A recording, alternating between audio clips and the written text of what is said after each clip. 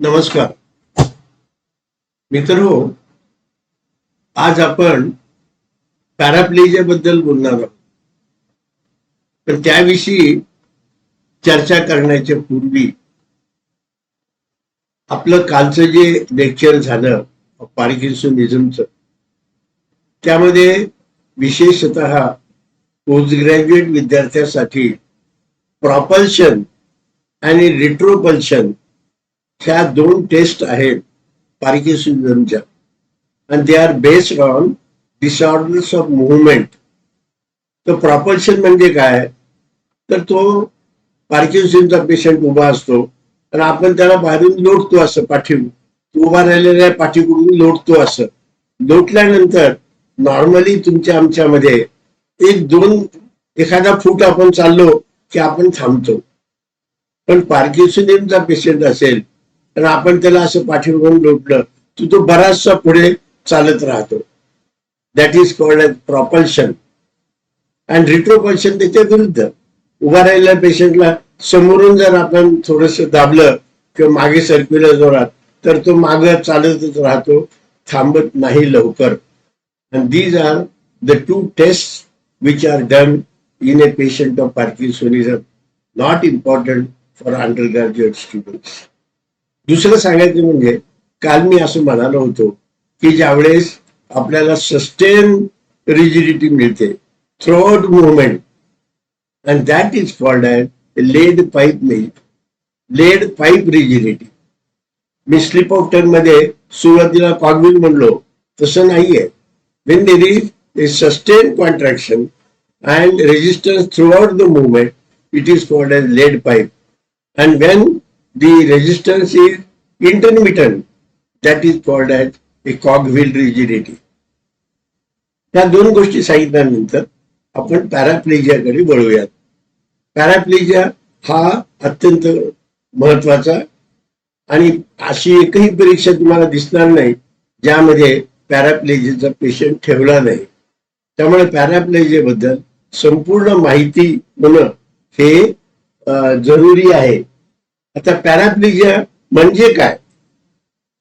आता पॅराप्लेजिया म्हणजे it's a condition in which there is a weakness और total paralysis of both lower limbs.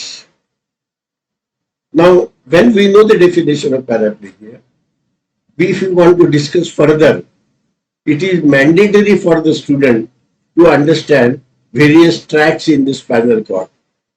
आणि first MBBS ला तुम्ही detail त्याचा अभ्यास केलेला आहे, पण कालांतराने तुम्ही विसराल म्हणून मी परत रिपीट करतो. स्पायनल कॉर्डचा जर ट्रान्सफर सेक्शन घेतला तर वर पोस्टेरियर कॉलम मध्ये दोन ट्रॅक्ट असतात. त्याला म्हणतात tract of Goll and tract of Burdach. आणि त्यानंतर लॅटरल कॉलम येतो. लॅटरल कॉलम मध्ये मिडियल साइडला you get a pyramidal tract and lateral साइडला you get a spinocerebellar tract. आणि मग खालच्या बाजूला you get a spinothalamic tract which is responsible for carrying the sensations which are sensory system, that is pain and temperature, is carried through spinothalamic tract. And then there are two parts, one is anterior horn and other is the posterior horn. And you get a centrally hole which is called as a spinal canal. Therefore these are the various parts of the spinal cord. Then we come to a situation where a young man is going on a scooter, meets with accident and loses power in both lower limbs, meaning thereby it's a traumatic paraplegia, post-traumatic paraplegia. This is of acute, sudden onset of paraplegia. Second condition where you may get a sudden paralysis of both lower limbs is acute transverse myelitis. There again you may get the involvement of lower limbs suddenly. And third is thrombosis of the artery supplying to the spinal cord, that is anterior spinal artery thrombosis. These are the three conditions where a patient can get a sudden paraplegia. Now, after knowing the causes of sudden paraplegia, we go to paraplegia of subacute or chronic in origin. At the subacute chronic in origin, again, examination of causes of the spinal vertebral column. Now, causes in spinal vertebral column are: number one is tuberculosis. The tuberculosis can affect the spinal cord in the form of either osteomyelitis or you can get a gibbous. That is one cause of subacute or chronic paraplegia. Now, second is a tumor. Now, if the patient has the third cause of subacute involvement of the spinal cord is cervical spondylosis. I was talking about vertebral causes. Vertebral causes of subacute or chronic paraplegia are tuberculosis, old man with a prostatic malignancy, get secondaries in the bone, and third is cervical spondylosis, a condition where there is a cervical degeneration of the intervertebral disc. I will repeat. Causes in the vertebral column would be tuberculosis, metastasis, and cervical spondylosis. Now, once the vertebra is over, then we find that in spinal cord you get meninges and arachnoid, and therefore arachnoiditis or meningitis can give rise to paraplegia. Then we come to tumor. In tumor, friends, remember the tumor can be at various levels. There is a dura mater and there is a arachnoid matter and then pia mater. So the space between dura mater and arachnoid matter is called as intradural tumor. Intradural tumor.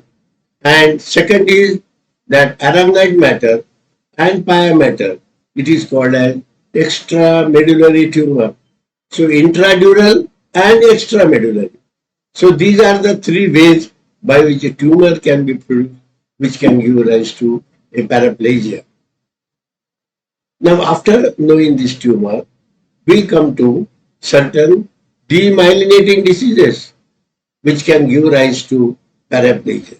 An example is multiple sclerosis. Now we come to the miscellaneous causes. Miscellaneous causes are subacute combined degeneration, motor neuron disease, lathyrism, the tumor which I have already told. There could be hereditary spastic paraplegia or hereditary spastic paraplegia. So these are the common causes of chronic lesion giving rise to paraplegia. So after that, we come to the nerve anterior horn cell or a lower motor neuron type paralysis, where you may get a peripheral nerve damage, and commonest disease is Guillain-Barré syndrome. Guillain-Barré syndrome again is a disease where it is necessary for the undergraduate students to know everything about it, which would be taught separately to you. And then the last station is muscle, and therefore myopathy can give rise to weakness in both organs. So these are the various causes of paraplegia in general. Then we go to spastic paraplegia. Now, what do we understand by the term spastic paraplegia? I have already told you several times that spasticity indicates a pyramidal damage, and therefore, if there is a bilateral pyramidal damage, then in that case, patient will develop a condition called as spastic paraplegia. Now, when a patient gets a spastic paraplegia, how do you examine a patient? The examination of patient is most important. Examination of A patient of spastic paraplegia is not complete unless you examine his spine. Mug spine मध्ये काय काय पाहावं? पहिल्यांदा म्हणजे आपण पेशंटला tenderness over the spine आहे काय असं दाबत दाबत जायचं. Local tenderness could be early sign of either tuberculosis osteomyelitis. Then secondly, is there any small nodule over the spinal cord or spinal vertebral column, which is called as gibbus, which I told you earlier. Gibbus is one of the important signs of tuberculosis of the vertebral column. Third is go on the side of the spinal vertebral column and you get a rigid spinal spasm of the paraspinal muscles. Paravertebral spasm is again to be seen. Then you have to look for neck movements.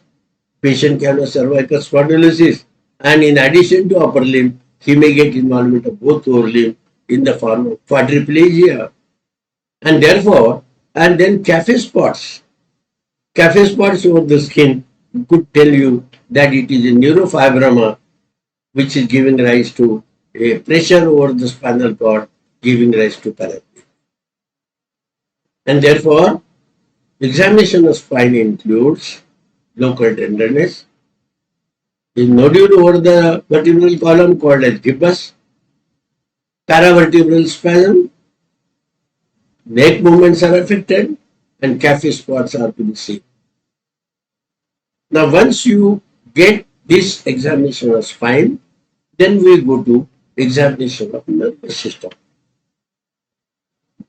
आता nervous system मध्ये spastic pyramidal tract damage झाले आणि त्यामुळं if there is a bilateral pyramidal damage, what will be the signs of? Will they be of upper motor neuron or they will be of lower motor neuron? The answer is very simple, that bilateral pyramidal damage will give rise to upper motor neuron lesion. And therefore, in the lower limbs, I find that you are not getting wasting.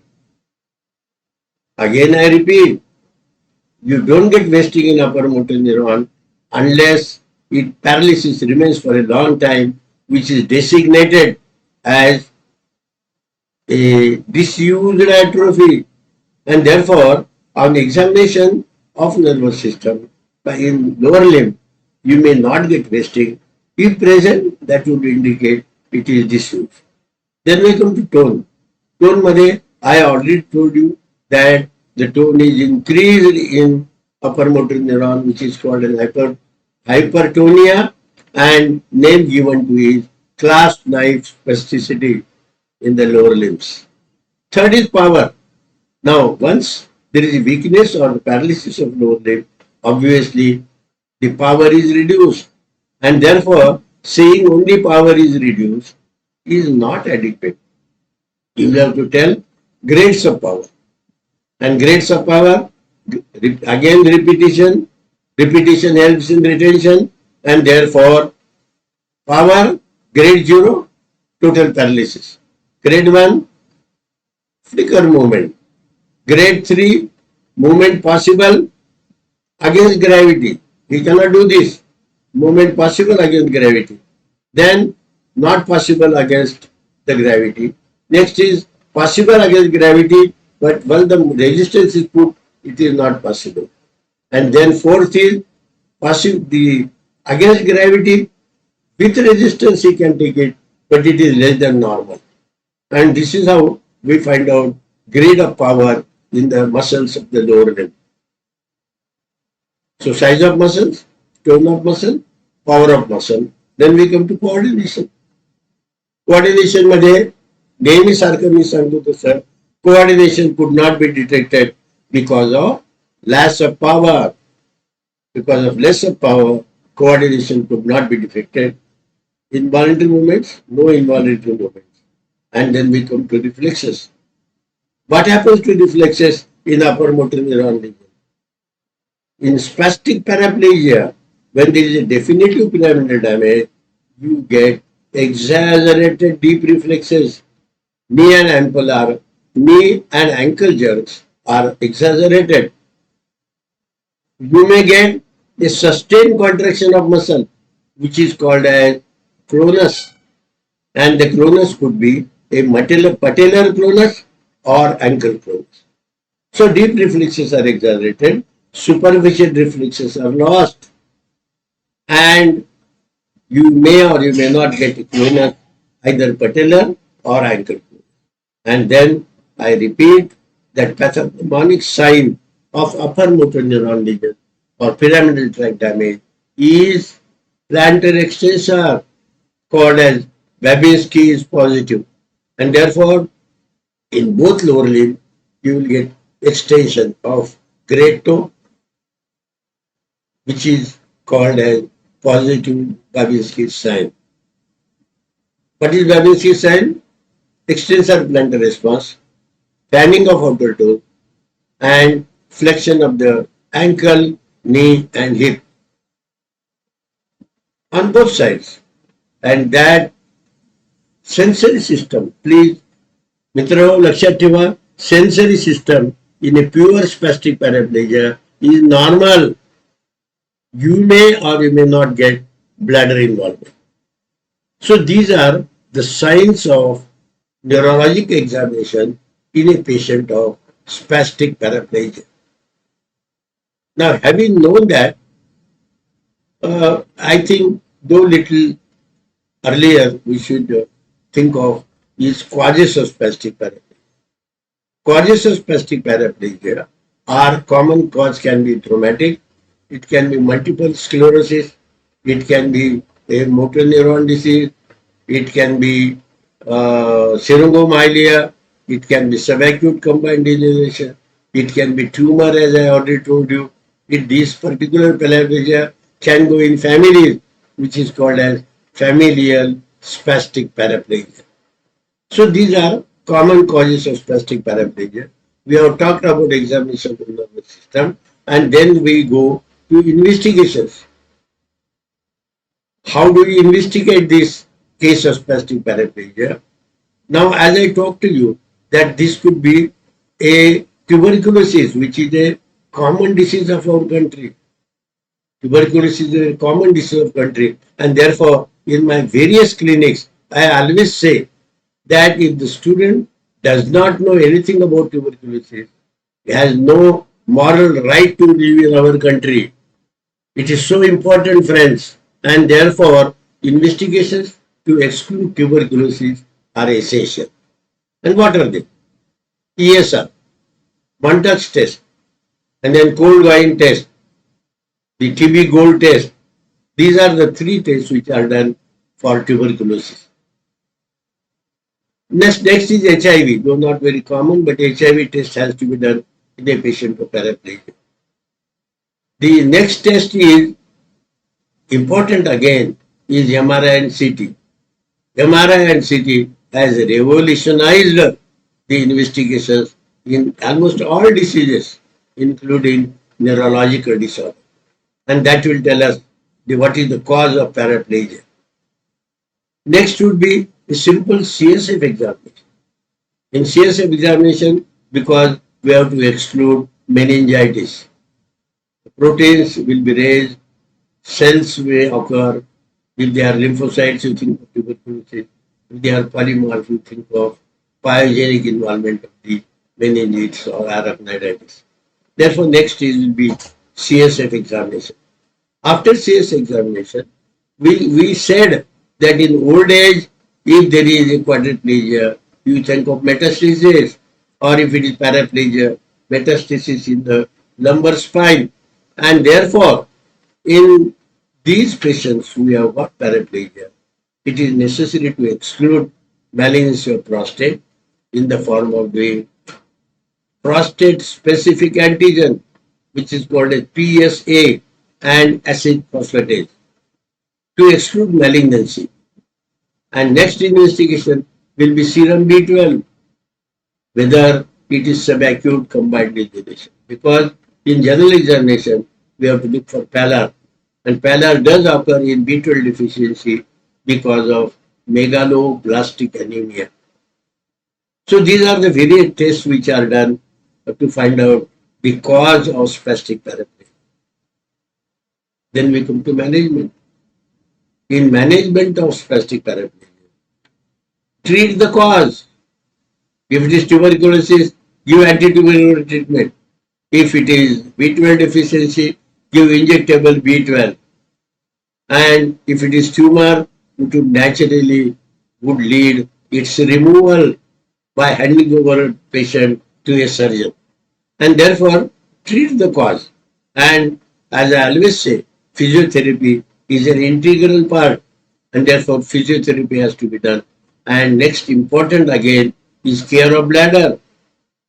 And therefore, these are the three principles by which we can treat a patient of spastic paraplegia.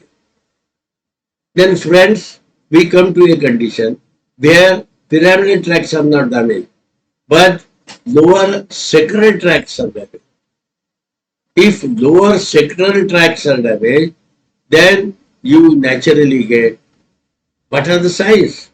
This will be asked to a good student. Ordinarily, it is not asked, or it can be asked to a postgraduate, that what would be the clinical feature of the lower sacral involvement. They are, muscles are not wasted, power is good, reflexes are normal, knee and ankle joints are normal, but the pathognomonic features would be the anal reflex is absent. And then there is a perianal anesthesia. Perianal anesthesia is an again important sign of a lower sacral unit, and patient complains of burning sensation around the gluteus. So these are the signs of lower sacral root involvement. And in these cases, which is a more of lower motor nahi hai, it is a lower sacral root region where perianal anesthesia is one of the important signs, and therefore I am mentioning this though it is not concerned with direct discussion of the spastic paraplegia. Therefore, friends, please remember, and when you are doing this examination, other thing the student should understand is how to do the reflex, how to find out the power of muscle, what are the ways by which wasting should be seen. I am planning to tell you about motor system, but these are the basic things. If you are not able to show that, naturally, then the examiner is not going to ask theoretical to you. You must know the practical way of elicitation of science. Lastly, we come to a patient of paraplegia. She is 80 years of age. So what are the causes where you find that paraplegia age-related complication? First is again B12 deficiency, subacute combined degeneration. Second is, as I talked to you, malignancy somewhere and there is a metastasis in the bone. Then patient can get a paraplegia. Then you find that anterior spinal artery thrombosis, that also can be one of the cause of paraplegia in a old age, and therefore the main causes to repeat in old age of paraplegia are B12 deficiency giving rise to subacute combined degeneration, metastasis can also give rise to the age, and cervical spondylosis. The spondylosis again is, it may be cervical, it can be lumbar, and therefore spondylosis also is one of the cause in a old age. So these are the various causes related to paraplegia in a old person. I think this is enough for the day, and next time we will take some other topic, or probably I may discuss, have a clinic with you on cranial nerve. All cranial nerves are not important from examination point of view, but we may select out some cranial nerve and demonstrate to you or tell you how to examine cranial nerve in reference to a condition where there can be cranial nerve paralysis. Thank you.